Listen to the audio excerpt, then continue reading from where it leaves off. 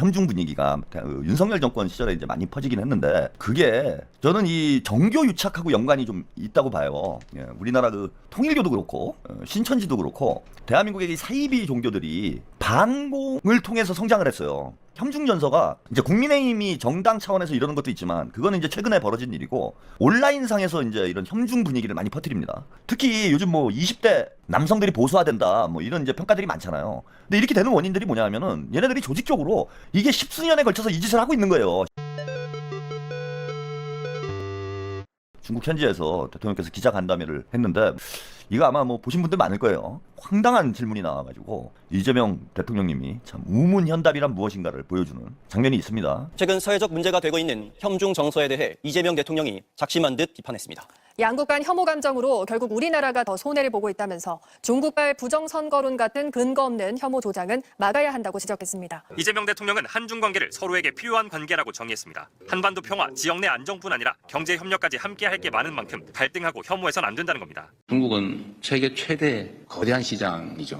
좀 무한한 가능성을 가진 땅입니다. 거기를 왜 우리가 배척합니까? 그러면서 한국에선 혐중 정서가, 중국에선 혐한 정서가 악화하는 동안 대중국 수출 수지가 적자로 전환되며 한국이 더 많이 피해를 입었다고 설명했습니다. 혐중 정서를 자극하는 일부 극우층이나 중국발 부정선거론에 대해선 정신 나간 소리라며 직설적으로 지적했습니다. 무슨 부정선거를 중국이 뭐 어쩌고저쩌고 이런 정신 나간 소리를 해서 그 감정을 상하게 하면 되겠습니까? 근거도 없고 불필요하죠. 쿠팡 정보 유출 사태 등을 혐오 정서의 배경으로 거론한 질문에는 쿠팡의 그 범죄 행위자가 중국 사람이다. 어쩌라고요? 일본 사람이면 그러면 그때부터 일본 사람 미워할 겁니까? 그러면 쿠팡에 그 미국 사람이 있으면 이제 미국 무지하게 미워해야 되는데 그건 왜 안 하는 거예요 도대체? 쿠팡에 정보 유출한 직원이 중국 사람이다. 예? 그 뭐 어쩌라고? 아, 대통령님께서 저는 이제 솔직 담백하게 답변을 하는 게 또 매력이시기도 한데 제가 다 속이 다 시원하더라고요. 아니 그 뭘 어쩌라고 그럼 뭘? 그 쿠팡 대표는 미국 사람이니까 그럼 미국은 큰일 났네? 반미 시위해야 되겠네 우리가? 아니 그걸 질문이라고 하고 있습니까? 그 조선일보 참 어디 가나 싶기도 하고 아니 뭘 어쩌라고 진짜. 아니 그러면 캄보디아에 그 한국 사람들 납치됐잖아요. 그럼 야 캄보디아하고 우리가 이제 원수져야 되겠네? 뭐 그런 겁니까? 이게 대한민국의 저는 지적 수준이 저 언제까지 이렇게 추락을 해야 되나 참 답답합니다. 답답해요. 예? 그거 뭐 어쩌라고? 이제 앞으로 저런 소리 하면은요, 뭐 중국에서 부정선거를 한다. 뭐 어쩌라고 그럼? 어떡하라고? 중국에서 부정선거 하는데 뭐 중국을 우리가 침공하라고? 뭘 어쩌라고? 별 얘기들 다 하잖아요. 그냥 우리가 이제 답을 이렇게 해주면 될 것 같아 이제는. 그래 어쩌라고?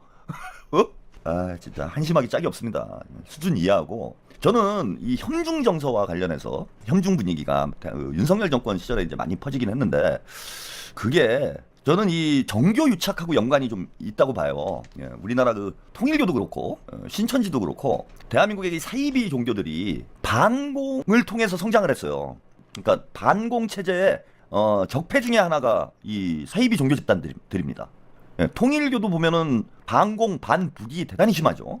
그다음에 신천지도 그럴 거예요. 정상적인 기독교가 아닌 우리가 흔히 이제 이단이라고 기독교 쪽에서 이단이라고 주장하는 이런 종교들의 특징이 반공이 교리예요. 반공이 교리. 그래서 혐중전서가 이제 국민의힘이 정당 차원에서 이러는 것도 있지만 그거는 이제 최근에 벌어진 일이고 온라인상에서 이제 이런 혐중 분위기를 많이 퍼뜨립니다. 저는 그 대통령께서도 뭐 여러 차례 지적을 하셨지만은 이 댓글 공작하는 사람들, 특히 극우 유튜버들 이게 통일교 신천지와 연관이 깊을 가능성이 높다고 봐요. 그래서 반중 혐오를 퍼뜨리고 있는 핵심 세력은 이게 통일교 신천지 등 이 이단화된 기독교 세력들 얘네들이 지금 조직적으로 하는 거 아닌가. 그래서 두 가지 차원에서 저는 수사가 필요하다고 봅니다. 뭐 대통령께서 다 지적하신 부분인데 아마 대통령님도 그걸 알고 계신 것 같아요. 제 느낌은 지금 한국 정치가 극단화되는 이유, 뭐 그런 여론조사도 진행을 했더라고요. 극단화되는 이유가 뭐냐? 극단화되는 이유에 대해서 우리 유권자들한테 이제 물어봤더니 유권자들의 가장 큰 이유가 강성 지지층 때문이다. 그러니까 민주당이건 국민의힘이건 극단적인 성향을 가지고 있는 지지층들 때문이다. 이런 의견이 가장 많았고 두 번째로는 그 유튜브 때문이다. 이런 의견이 이제 두 번째로 많았어요. 50%가 넘어가더라고. 강성 지지층과 유튜버 때문에 한국 정치가 극단화되고 있다. 이런 이제 평가를 우리 유권자들도 하고 있더라고요. 그런데 제가 그게 동전의 양면이라고 보인다라는 거예요.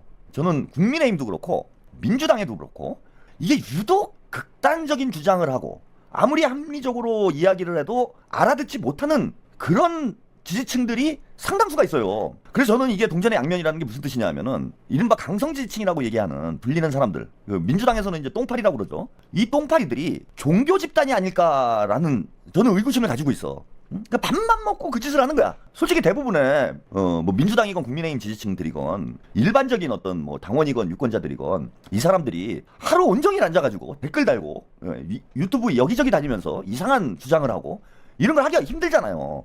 근데 이제 돈을 줘가지고 이걸 하려면은 이게 감당이 안 돼요. 엄청난 비용이 들어가기 때문에. 그잖아? 그 뭐 댓글 부대를 뭐 박근혜 때나 이명박 때는 그런 걸 했죠. 국정원에서 이제 댓글 부대를 육성을 해가지고 뭐 시발단 같은 거 있잖아. 시발단 여기 또 와 있네 여기. 공산당 인사 최한욱, 방송보는 반국가 세력 뭐 2,500명 이 미친 새끼. 요런 게 이제 제가 볼 때는 통일교 같다는 거야. 이런 게 신천지 같다는 거예요. 제가 볼 때는. 그리고 얘네들이 유튜버들을 조직적으로 지원을 해요. 솔직히 말해서 일반적인 우리 시민들이 유튜버들한테 우리 시청자 여러분들도 뭐 가끔 10,000원, 20,000원 이런 정도는 그 슈퍼챗을 쏘실 수 있죠. 이게 정상적인 거예요. 아무리 제가 좋아도 그럼 몇십만 원씩 한 달에 하루에 몇십만 원씩 있잖아. 막 50만 원, 막 100만 원 이렇게 쏘는 거는 아무리 돈이 많아도 그건 좀 이상하잖아요. 아니 무슨 뭐 특별한 이벤트가 있는 경우는 그럴 순 있죠. 뭐 무슨 뭐 고소 고발을 당했다든지 뭐 그런 경우에는 뭐 슈퍼챗을 일시적으로 많이 쏘시는 뭐 이럴 수도 있는데 보수 채널 같은 데 가보면은 고액의 후원을 지속적으로 하는 사람들이 있어. 근데 그게 상식적으로 가능한 일일까? 저는 그게 납득이 안 돼요, 잘. 근데 진보 쪽은 그렇다 쳐도 보수 쪽은 이게 상당히 많단 말이야. 이런 사람들이 과연 그런 돈이 어디서 나오는 걸까? 그건 대단히 의심스러운 거예요. 저는 이게 가장 좋은 이런 일을 할 수 있는 가장 좋은 집단이 종교단체라고 봐요. 종교단체에서 돈을 주는 거지. 이렇게 돈을 뿌려가지고 이 사람 저 사람 이렇게 쏘게 만드는 거죠. 그러면서 자기들이 원하는 방향으로 유튜버들을 끌고 가는 거예요. 근데 이게 저는 종교 집단들하고 연관이 있는 거 아닌가. 그런 이제 저는 약간 그 의구심이 있는 거예요. 그래서 이거 협중을 때려잡는데 이거 지금 앞으로 큰 문제입니다. 이게 뭐 정상회담 의제로 나왔던 거잖아요. 지난번 한중 정상회담 때 이거 댓글 문제 때문에 좀 심각하다. 협중 정서 때문에. 그래서 양국 간의 협력을 잘하자 뭐 이런 얘기를 시진핑 주석하고 이재명 대통령이 함께 이야기를 나눴는데 지금도 그러잖아. 제가 뭐 야 중국 좋다 뭐 중국하고 앞으로 잘 지내야 된다 이러니까 공산주의자래잖아. 이런 사람들이 엄청나게 퍼져가지고 온라인상에서 특히 요즘 뭐 20대 남성들이 보수화된다 뭐 이런 이제 평가들이 많잖아요. 근데 이렇게 되는 원인들이 뭐냐면은 얘네들이 조직적으로 이게 십수년에 걸쳐서 이 짓을 하고 있는 거예요. 뭐 십몇 년 이상 이걸 한 거야. 십몇 년 동안. 그래서 한중 관계를 개선하기 위해서라도 저는 이 정교 유착의 뿌리를 뽑아야 된다. 그러면 유튜브 문제도 많이 저는 해결이 되지 않을까? 그런 생각을 해봅니다. 예. 기자가 저따위 소리를 할 정도니 지금 협중 정서가 얼마나 만연돼 있는지를 우리가 이제 피부로 느낄 수 있는 거죠. 예. 그래서 앞으로 중국하고 잘 지내야 됩니다. 예. 대통령께서도 뭐 말씀을 하셨지만은 아니 중국하고 우리하고 싸워가지고 누가 손해예요? 우리가 손해 아니야. 야, 일본이 지금 그런 거 아닙니까? 중국이랑 싸움질 해가지고 일본만 지금 아주 피 보고 있잖아요. 그거 왜 싸워야 돼 우리가 중국하고? 그냥 단지 공산당이 집권했다라는 이유 하나만으로 싸워야 돼요? 잘 지내면 안 되는 거야?